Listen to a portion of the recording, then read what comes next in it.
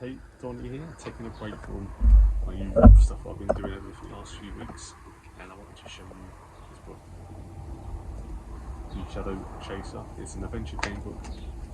Never played it before, never read it, all new to this. So we're going to go through this and see how we get on for our first playthrough. So here we are in the garden. It was a sunny day, but it's now getting cloudy. We're going to play the book called Shadow Chaser by Simon Tadhope, illustrated by Tom Knight. This is a adventure game book. The shadows are coming, and only you can stop them. In a magically illustrated adventure, every choice is yours. Your survival depends upon the decisions you make. Who to fight, who to trust. In a book where nothing is as it seems, even the pictures hold secrets that must be unlocked. So I've never played this before. I decided just to set it up on the table. I quickly read the intro. I'll set it up, what the rules are. Just here, logbook, life points. You get abilities, weapons, armour, items and notes. And there's a combat system based around 2 dice. And then there's some picture puzzles potentially in there, depending on which route you take. And then there's a QR code and stuff to download sheets. This is your player's logbook. I don't own a printer or a tablet to do it on, so I had to draw it out myself. So I just drew it out here, trying to match it. So we'll start at the beginning, which path will you take? So this is the intro to the story. Dark forces are at work in the kingdom of Arkandale. People are disappearing from the border towns, where strange figures move through the hushed streets. Meanwhile, in Helmsgard, wild rumours are starting to spread. It's only when you peer from your window one cold winter's night that you find out just how close the shadow has crept. From this point onwards, you are in control of an epic adventure. Every choice is yours, and your survival depends upon the decisions you make. There are battles to fight and picture clues to unravel as you draw ever closer to one final fateful choice. One thing is for certain: as the mysteries of your past are revealed, it becomes clear that it's not just your fate that hangs in the balance, it's the fate of the entire kingdom. So the logbook, I've written out myself manually. This is your, turn the end of the instruction pages to your logbook, which we've obviously seen there. Life points, you start with 12 life points, but lose a point if you're hurt. If you drop to 0, you die and the game ends. You can heal yourself back up to 12 points, but never over. Abilities, you get 4 abilities: athleticism, 6th sense, endurance and skill. Your starting level for each is 3 points. I need to add that to my sheet, I think, actually. Yeah, I need to add that to my sheet, 3 to each one. 3, 3, 3, and 3. Where was we? Before you start the game, add 1 point to the ability of your choice. Right, so we can add 6th sense, athletics, endurance, or skill. I'm going to go for 6th sense. So cross that off and make that a 4. Each time, at various moments in the quest, you will gain more ability points. It's up to you which ones you upgrade. If you receive more than 1 ability point at the same time, you can add them all to the same ability or spread them across. You can also lose ability points, and you'll have to choose which one to lose from. Weapons, when you pick up a weapon, write it down in your logbook in the weapons section, which I've got here. If it has any special abilities, make a note, and that can change your attacks and stuff, defense, I guess. No attacks. Armor, when you pick up armor, write it down in your logbook under armor, and make a note of it, because defense bonuses, okay, in the same box. So if you get a defense bonus, add it here. That will help you with your hit points, I guess. Items, you will both pick up and lose items in your adventure. Remember to write down any item that you pick up in your logbook. Items, and delete if you're instructed to do so. Most items can help you in some way. So inventory sort of bit. And notes during the quest you'll see and learn things that could be useful later on. It might be a small detail or the entry number for a passage you want to refer back to, whatever it is. So any notes go in there. And there's the combat system. I won't read through that now, we'll go straight into the game now. So the combat system, you get given rounds to complete, 5 rounds to win the battle. If you don't complete or win the battle in 5 rounds, you lose the battle, but then that either means death or a consequence during the story. There's a prediction thing here, so you have to guess what you want to roll.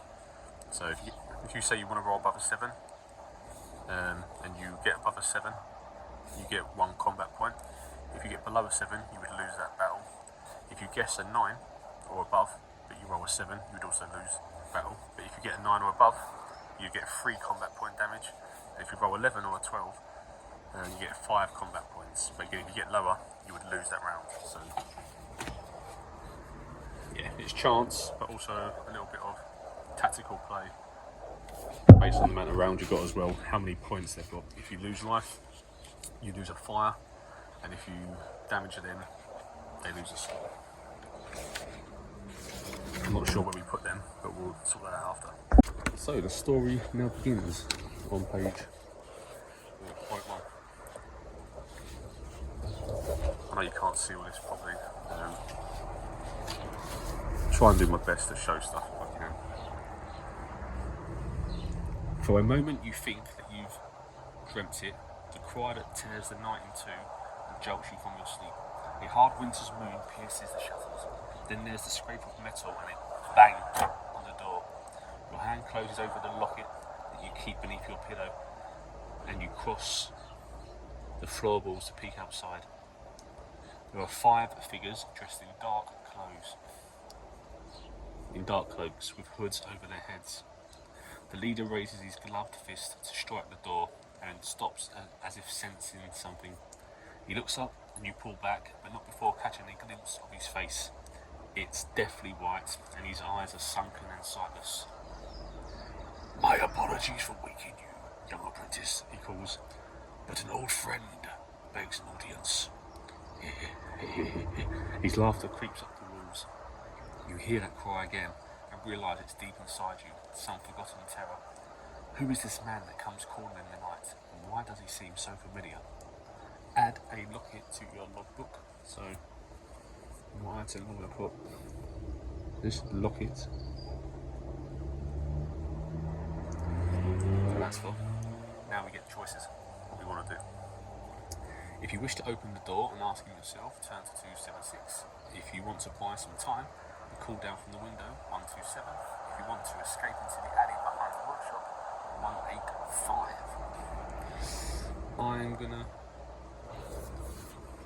I'm not sure what the character's going to be like. No character building, so I'm gonna call down 127. So we'll go through. We're looking for these big numbers in our pages. Here we go. Looking for these numbers here. "What old friend?" you shout down in a brave voice. It's a strange time to come knocking. You glance around the room to assess your options. Your work belt hangs on the wall, and a hatchet hangs from the belt. You have so much to learn. You have so much to learn, little foundling, the man calls. Left on the carpenter's doorstep. Wait, left on the carpenter's doorstep? Maybe on a night such as this. Have you ever wondered who you really are, Rowan? So our character is called Rowan. Suddenly you hear footsteps around the side of the house. You don't have a moment to lose. If you want to open the door and talk to the stranger, turn to 276. Is there any option or? No, there's no option here. Just double check. Yeah. If you want to fasten a belt over your tunic and escape into the alley behind the workshop, turn to 185. Yeah, so we're going to grab the belt, I think, and escape down the alley. And we gain a hatchet. So we'll put hatchet here.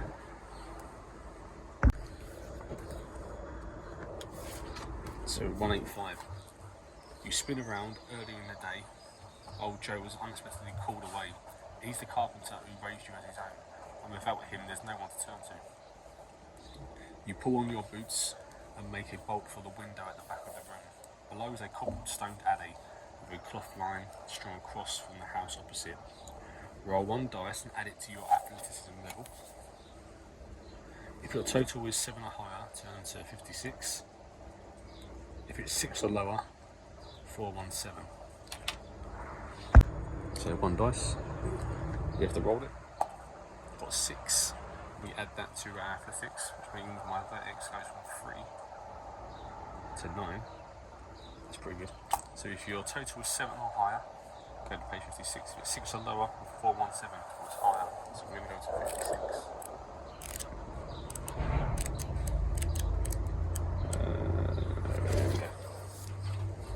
56. You leap for the clothesline and with surprising grace grasp it neatly and swing on the floor. You can't resist a glance around to see if anyone saw your impressive escape. Someone did. A hooded figure at the end of the alley. You sprint in the opposite direction and hear that voice again, faint but mocking as it floats over the rooftops. All roads lead to us, little Rowan. All of them. It goes to 42. Right. The sound of pounding feet reverberates down the alley. 4 of the hooded figures are giving chase. The moon is hidden behind the rooftops, but you know these back ways well. At the end of the alley, you vault a fence. It's a tongue twister. And land in a small yard. A hog is sleeping in a bed of hay. That gives you an idea. If you like to wake the hog by giving it a quick kick as you pass 143. If you prefer to carry on your way without waking the hog, 249. I think Rowan's going to kick the hog, wake it up and maybe cause a distraction. But not too hard. Need to hurt the hog just to make it jump up. 143. There we go. The startled hog gives an indignant squeal, slipping through the passage and into the broad street beyond. You're rewarded by the sound of curses in the yard. Your pursuers had not bargained on an angry hog intent on revenge. This gives you precious moments to assess your options, so the distraction has worked. The street runs uphill towards the market square, and the city guards have a small station on the other side. During the day, the square is filled with traders, but now it sits empty in the moonlight. You'd be easily spotted in that direction, so it would be a straight race. Across the street is the entrance to his stables. It's a good place to hide, although you'd be cornered if they found you, and you must climb over a wooden gate to get in. Your final option is to head down the street into an area of Helm's Guard, known as the Tangles. People have warned you of this district, full of misfits and thieves. Its maze of crooked passages may just give you an aid in the escape. So if you decide to make a run for the city guard at the station, at 6, choose to hide in the stables, 80. Or if you opt for the tangled... So we can stay in the stables and hide, but I think we could be caught that way.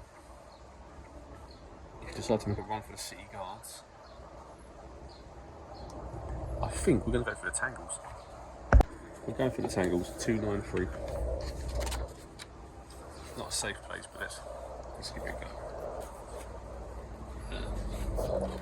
As you pound downhill, the dark entrance to the tangles jolts and blurs in your vision, and the footfalls of your pursuers get louder in your ear.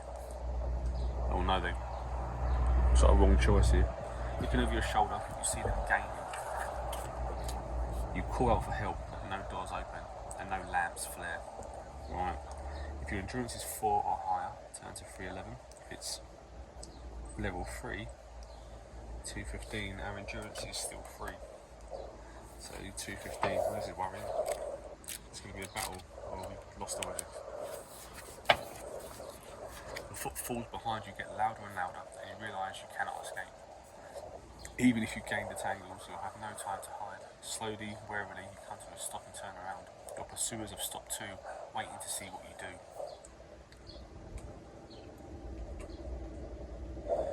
If you decide to fight these 4 armed pursuers, turn to 230. If you conclude that the odds are stacked too far against you, turn to 107. I don't think we can beat 4. But then it's our first battle yet, so 107. Oh no. Have we done the wrong choice? In silence, the 4 figures step forward as one. You're bound and gagged, and a sack is pulled over your head. Then you are carried away like a sack of grain. If you had a hatchet, delete it. Oh no. So they've kidnapped us and took our hatchet. Turn to 90. Where was that? Oh, I lost it. Oh, it is there. Turn to 94. Oh, this is worrying. So we're being kidnapped. You twist and kick until your feet, till you feel the point of something sharp pressed against your side.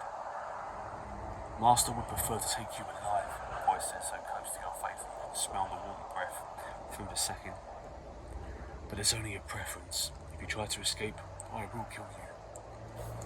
The accent is harsh and unfamiliar. They bundle you into a cart and someone helps. Someone jumps up beside you. The driver urges the horses forward and the cart jerks into motion. Lying on the board, you hit your head every time you go over a pothole. Eventually the horse is slow, and a familiar voice calls out in the darkness. Halt! Who goes there? Breath catches in your throat. It's Owen, the gatekeeper. His daughter is in your class at school. You're about to call out when you feel the sharp jab in your side once more and you remember the warning that went with it. If you want to try to get Owen's attention, 353. If you keep quiet, 409. The question is, do we want to get Owen involved with this now? Potentially him in danger. Or do we stay quiet? I think we're going to stay quiet. I think we're not going to try and get Owen in danger. 409. Oh. That's quite a jump. As you hold your breath as Owen chats to the driver. A bit early to be up and about, he asks. The driver laughs and says something he didn't quite catch. Well, be careful how you go, Owen says. There have been sightings of a group of armed men in the area. Not from around here, I've heard. You blink back tears of frustration as the cart passes through the east gate and out of town.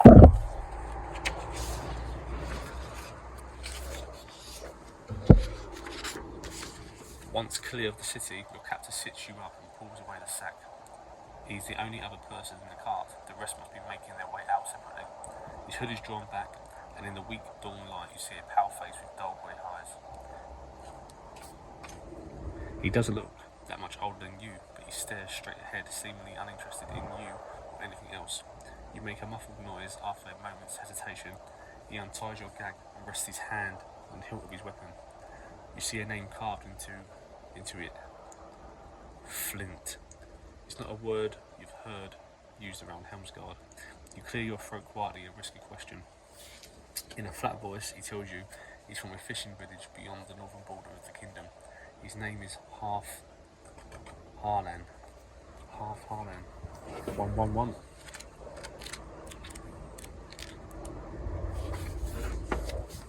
You watch your captor closely and ponder your next move. If you want to ask him what happened to Harlan, turn to 233. If you want to beg him to let you go, 109.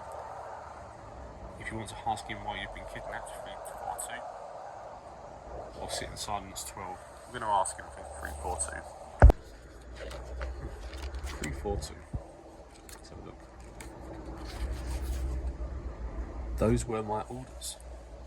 You ask who gave them. The Shadow Reaper. Your eyes narrow, and you ask if that was who woke you in the night. He shakes his head, and further questions about the Shadow Reaper all yield the same response. That is not for me to know. You hang your head in frustration at the man's strange, almost mechanical replies, and ask if he knows where he's taking you, at least. So, I might put in no Shadow Reaper.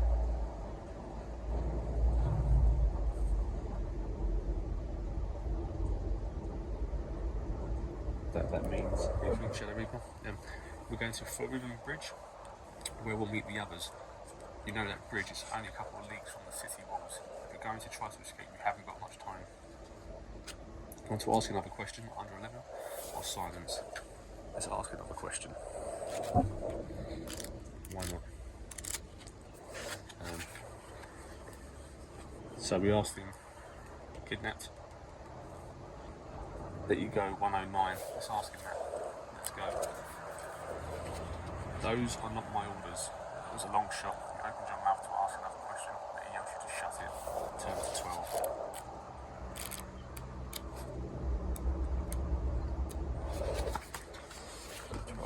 The sun has risen above the horizon, looking back towards Helmsgard. You see its rays glinting off the old astronomer's tower. Your attention is drawn away by strange noises further down the road. Songs and laughter, low rumbles and metallic clanking. The road skirts the edge of glowing walled forest. Who could be moving so cheerfully past that sinister place? Then the cart rounds the bend and the answer is revealed. The circus is coming to town. The ringmaster rides up front wearing a red waistcoat that strains against its big gold buttons, and a blue top hat studded with stars. At the sight of your cart, he raises a hand and cries, "Company?" The driver pulls his horse up fast and yells, "Get off the road, you thieving vagabonds.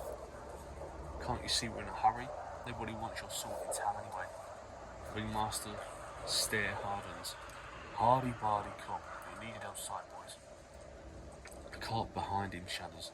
The door swings open and 3 of the biggest men you've ever seen emerge. "Now wait just a minute," the driver stammers. "I was only joking around. Of course you folk are welcome here. As a matter of fact, His voice trails off as the 3 circus giants loom over him. "If you want to leap from the car and call for help, 166. If you don't, turn to 352. We're going to jump out." 166. This might backfire, but you decide this is the chance you've been waiting for. Roll 1 dice and add it to your athleticism level. We're on level 9. Let's see what happens. 5. So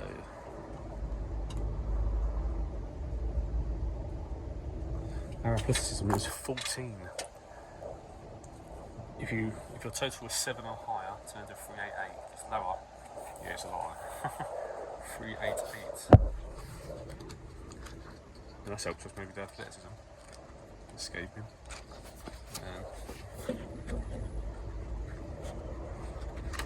388.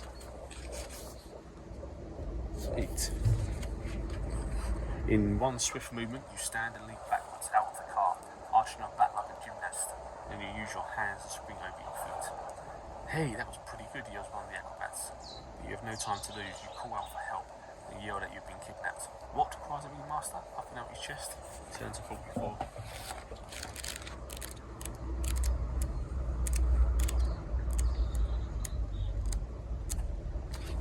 Suddenly, everyone's attention is drawn to the sound of hooves thundering down the road.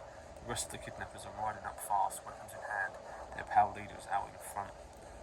Hood blown back, revealing long strands of white, lank hair trailing from his scalp. 29.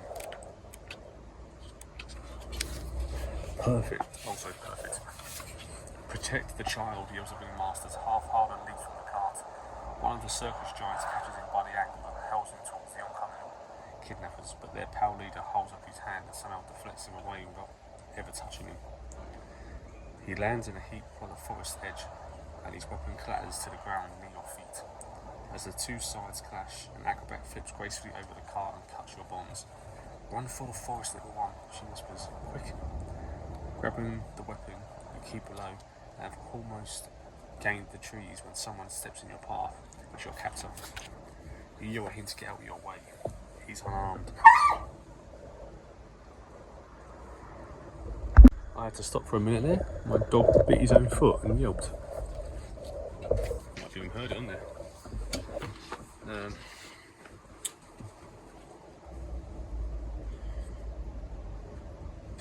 Where was we? Oh, it was here, wasn't it? "I can't let you go," he replies quietly. And takes a step towards you. You have no choice but to fight. Add half-hardened weapon flint to your logbook.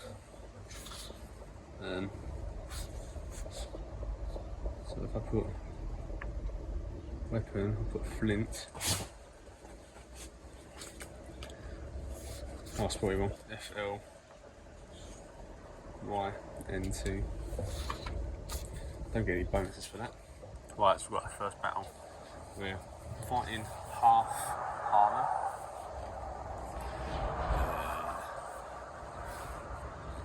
3 rounds, damage 1. Whatever that means. I think we read that bit. Damage.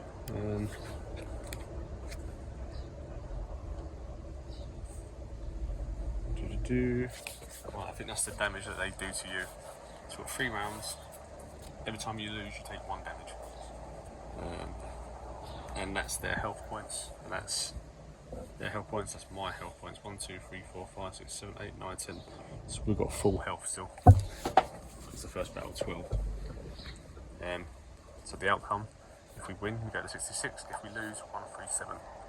So we'll do the battle. Half Harlem, ES2. I'll do it circles, and I have 12 candles, so I'm just going to put, I might just do these shapes: 1, 2, 3, 4, 5, 6, 7, 8, 9, 10, 11, 12. Half Harlem and put Rowan there. Ignore this. They're just notes from something else. Okay, so you roll the 2 dice. And this is the prediction thing now. So my first attack is I want 3 rounds to beat him in. I want to get above a 7. 5. So I lose that round. So I lose that, so I take 1 damage. And then we do rounds, so we've got round 1, round 2, round 3. So round 1's done.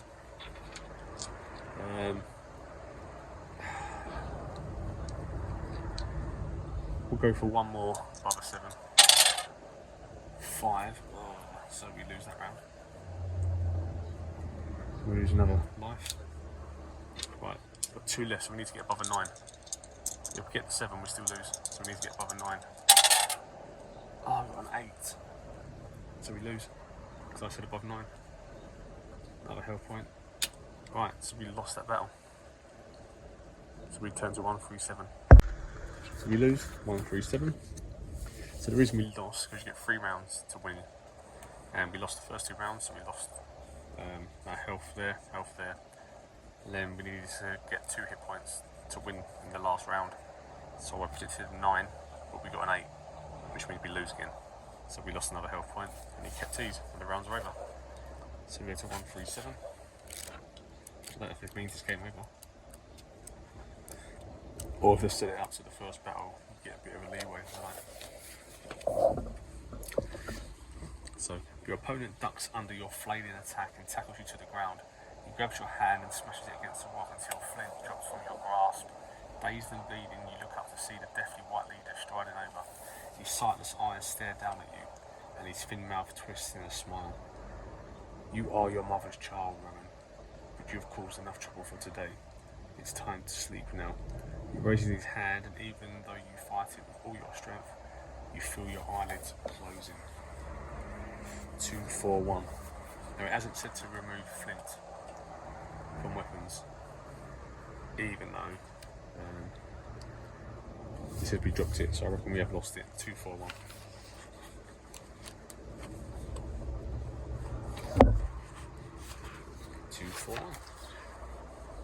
You awake in a vast cavern.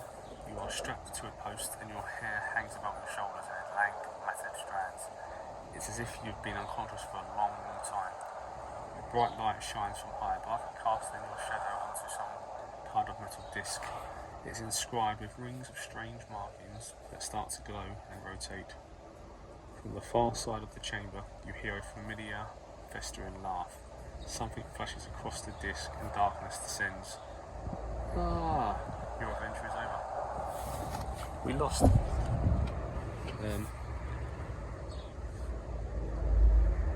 So we lost, yeah. A bright light shines from high above, often shows in some kind of metal disc. And we lost. And that is the end. Adventure's over. So that was a short adventure, really. Not much. Didn't get far, did we? So that's just the first time we played through this Shadow Chaser. Obviously there's loads of scenarios you can go through, so it's going to have multiple playthroughs. Just wanted to show you the first playthrough.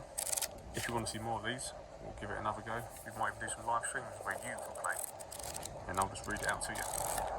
Hope you enjoyed it. That's Shadow Chaser, Simon Tudhope. We lost our adventure. So speak to you soon. If you enjoyed this, please like, comment, subscribe. Tell me if you've played this. If you want to see more GameBooks, or you want to see this one played through again, or you want live streams, let me know in the comments. And I'll speak to you all very soon for some more GameBook adventures.